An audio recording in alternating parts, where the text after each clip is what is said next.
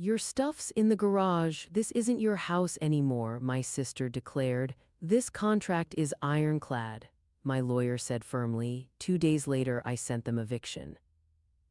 I'm 27. I live in my grandmother's old house in the suburbs. The house, though not new or extravagant, held sentimental value. It had been passed down to me after my grandmother's death. She had always been kind and made sure I had everything I needed.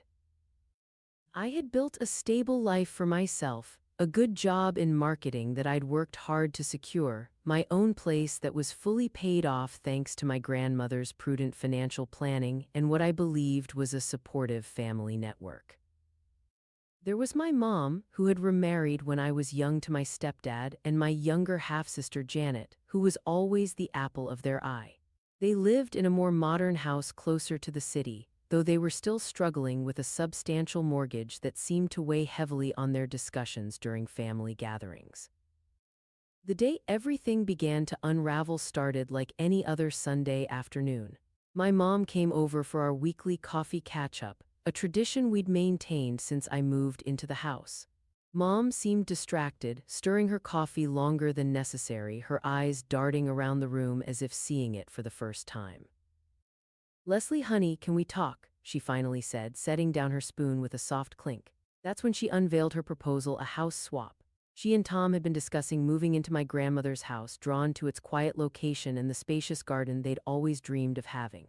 In exchange, I could move into their city home, which was admittedly larger and significantly closer to my office. "You'd be saving so much time on your commute," she emphasized, leaning forward with an earnestness that should have set off warning bells. "The house is so much more modern, perfect for someone your age. Plus, your stepdad and I have always wanted to live here. It would mean so much to us." When I raised concerns about the legal aspects of such an arrangement, she dismissed them with a wave of her hand. "We're family, Leslie. No need for lawyers or complicated paperwork." Looking back, I should have recognized the red flag in her reluctance to formalize the arrangement.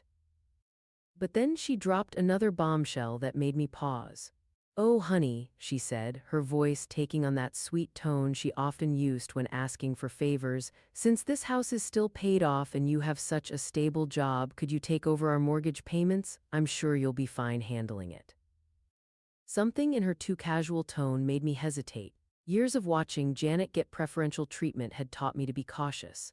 "I'll need everything in writing," I said firmly, surprising myself with my assertiveness. "If I'm going to take over mortgage payments, I want a contract stating that if anything goes wrong, the house transfers to my name since I'm the one paying for it." My mother's face flickered with something, annoyance, concern, before smoothing back into a smile. "Of course, sweetie, whatever makes you comfortable." The next day, I hired a lawyer to draft a proper contract. My parents seemed annoyed by my insistence on legal documentation, but their desire to move into my grandmother's house quickly overshadowed their reservations. They signed the contract without even reading it thoroughly, a fact that would prove crucial later. For 4 years, I poured my heart and soul into making their house my home. I didn't just pay the mortgage, I transformed the space entirely. I installed new energy-efficient appliances, renovated the outdated kitchen with my own savings, and gave several rooms complete makeovers. Every month, I sent more than the required mortgage payment, determined to pay it off ahead of schedule. I was building my future, or so I thought. The night everything fell apart is seared into my memory. I had just returned from a 2-week business trip, exhausted from endless meetings and presentations. I walked up to what I thought was still my house. The porch light was on, strange since I always turned it off before leaving, and I could hear laughter and music from inside. My key wouldn't turn in the lock. I tried again and again, the frustration mounting as I realized the locks had been changed. Just as I was pulling out my phone to call a locksmith, the door swung open and there stood Janet, my younger sister, wearing my favorite pair of slippers, the ones our grandmother had given me before she passed. Behind her, I could see her new husband sprawled on my couch, the one I'd saved for months to buy, playing video games on my TV. The house I'd spent years making my own had been invaded. "Your stuff's in the garage," Janet said dismissively, as if she were telling a door-to-door salesperson to leave.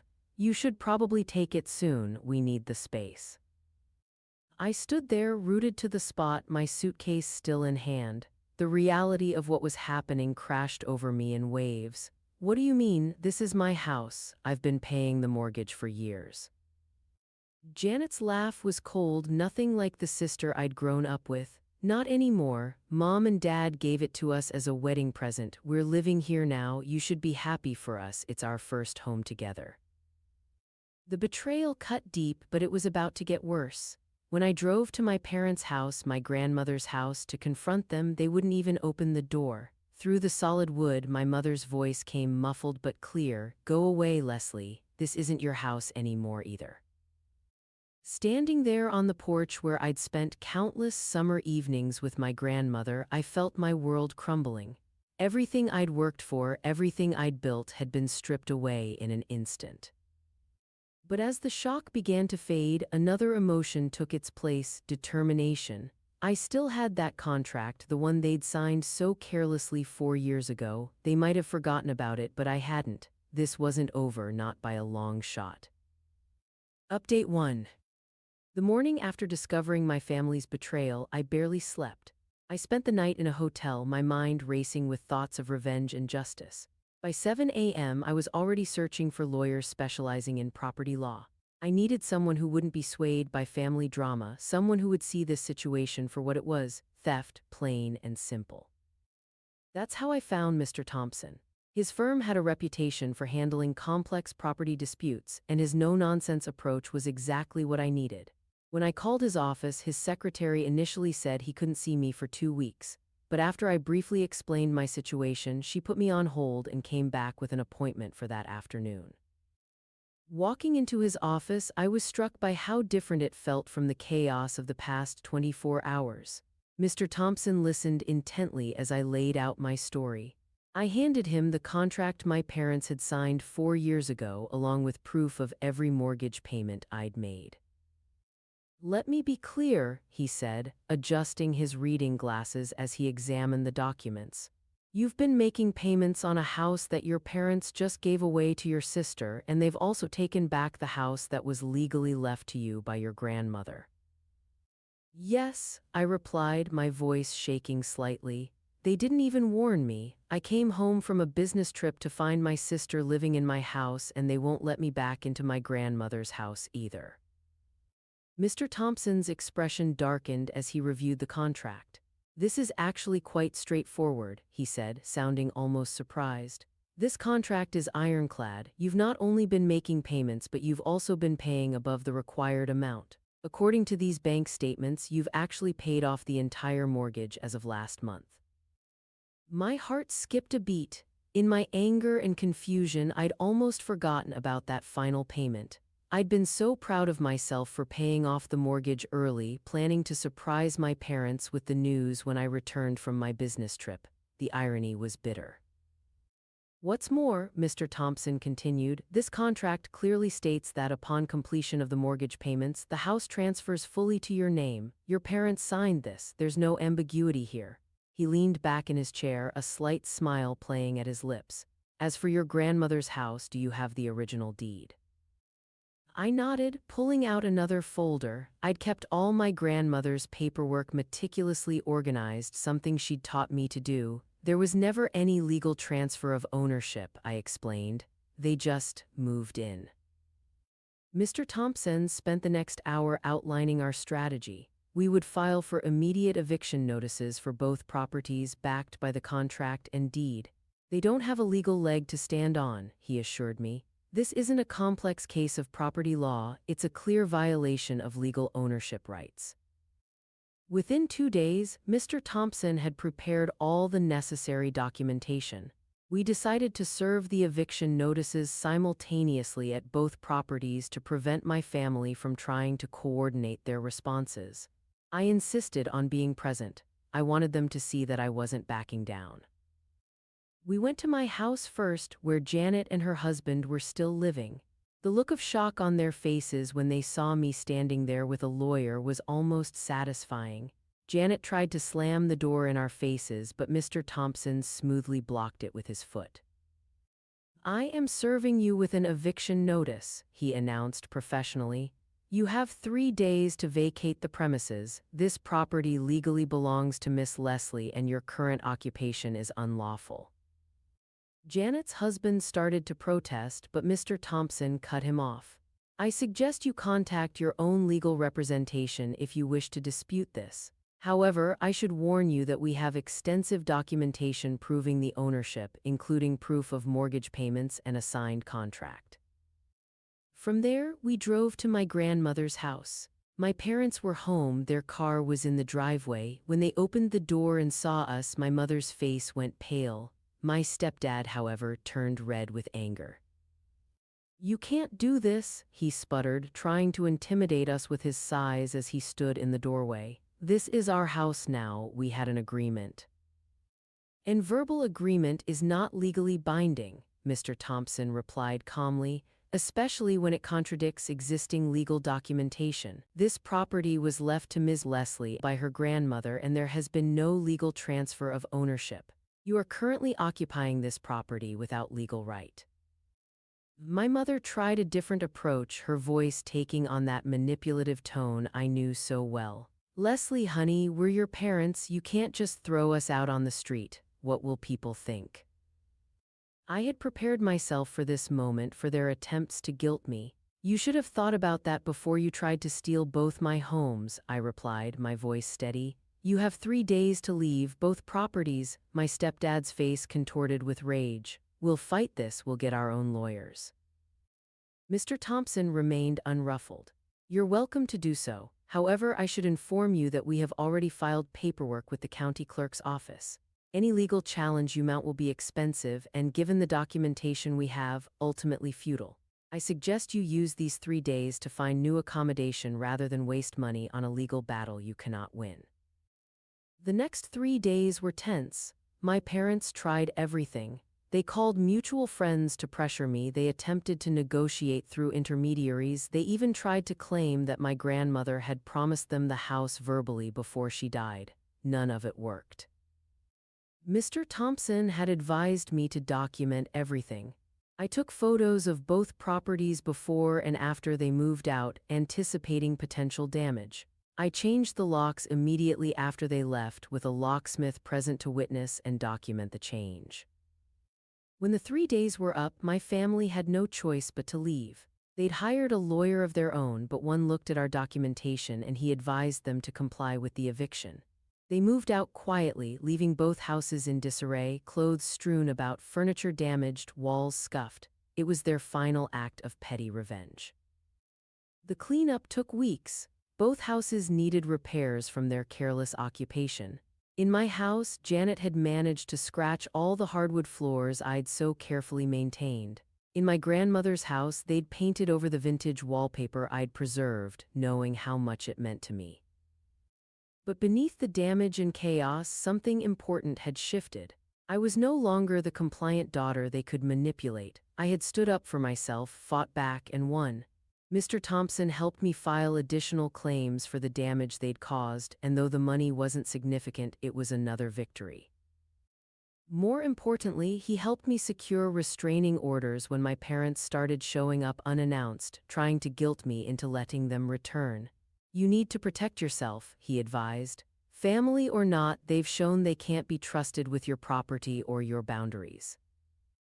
The legal proceedings didn't end there. My parents, in a desperate move, tried to claim that I had coerced them into signing the original contract. The judge dismissed their case in less than an hour, ordering them to pay my legal fees as a penalty for filing a frivolous lawsuit. Update 2. I appreciate all the support and advice I've received. While I know I did the right thing by standing up for myself, the story didn't end with the legal victory. The aftermath with my family was messy and painful in ways I never expected.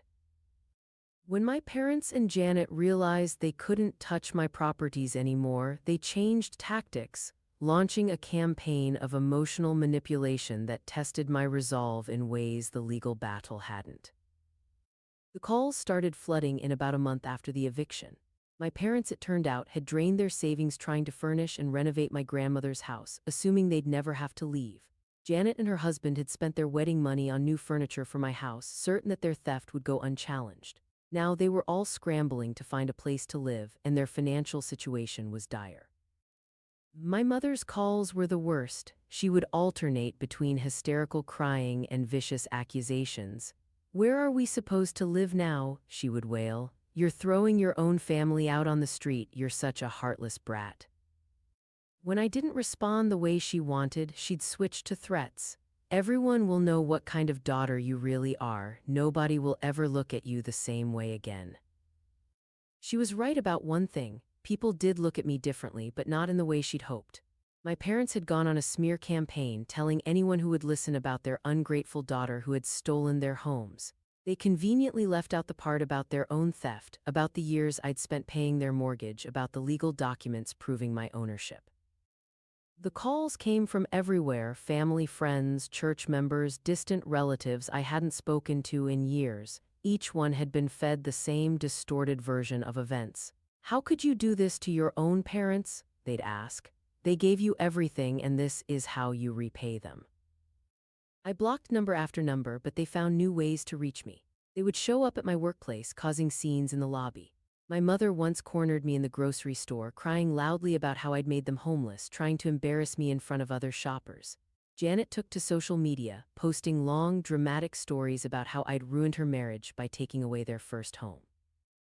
The financial reality of their situation became clearer as time went on. My parents had not only spent all their savings, but had also taken out additional loans against my grandmother's house, loans they couldn't legally secure since they didn't own the property. Janet and her husband had maxed out credit cards buying furniture and appliances for my house, assuming they'd have years to pay it off. In a moment of weakness, or perhaps compassion, I offered them a solution. They could rent my house, paying me back the equivalent of the mortgage payments I'd made over the 4 years. It was more than fair. They'd get a place to live, and I'd recover some of what they'd taken from me. Their response showed me exactly who they were. My mother laughed bitterly. "So now you want to be our landlord, to lord it over us even more? You're just like your grandmother, always thinking you're better than everyone else." That comment about my grandmother, the woman who had loved and protected me, who had worked hard to leave me a home free and clear, was the final straw. I realized something profound in that moment. I had spent years trying to earn their love and respect through sacrifice and generosity, but none of it had mattered. They saw my kindness as weakness, my generosity as an obligation.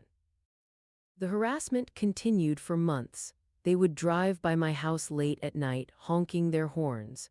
They tried to convince my tenants in my grandmother's house to break their lease, telling them lies about the property's condition. They even attempted to file complaints with my homeowner's insurance, claiming the house was unsafe. But each attempt at sabotage only strengthened my resolve. I documented everything: every harassing call, every social media post, every attempted interference. Mr. Thompson helped me file for restraining orders when their behavior became too aggressive. The courts granted them, and suddenly my family's ability to harass me was legally curtailed. Watching them deal with the consequences of their actions was both satisfying and sad. They had to downsize significantly, moving into a small apartment in a less desirable area. Janet's marriage became strained under the financial pressure, and she and her husband separated temporarily. My parents had to sell their cars and take public transportation. The lifestyle they'd maintained through manipulation and theft was crumbling. Yet even in their struggles, they never once acknowledged their role in creating this situation. They never apologized for trying to steal my homes, for taking advantage of my generosity, for betraying my trust. In their minds, they were the victims, and I was the villain who had ruined their lives. I rebuilt my life on my own terms. I renovated both houses, erasing the damage they'd done. I built new friendships with people who respected boundaries and understood loyalty. I focused on my career, earning a promotion that allowed me to start investing in more properties, this time with proper legal protection from the start. Most importantly, I learned to value myself. I realized that family isn't just about blood, it's about respect, trust, and mutual support. My parents and sister had shown me who they really were, and while it hurt to accept that truth, it also freed me from the obligation to keep trying to win their love. The irony wasn't lost on me that in trying to take everything from me, they had actually given me something invaluable: the strength to stand up for myself and the wisdom to know when to let go. I wasn't just taking back my houses, I was reclaiming my life, my dignity, and my right to be treated with respect.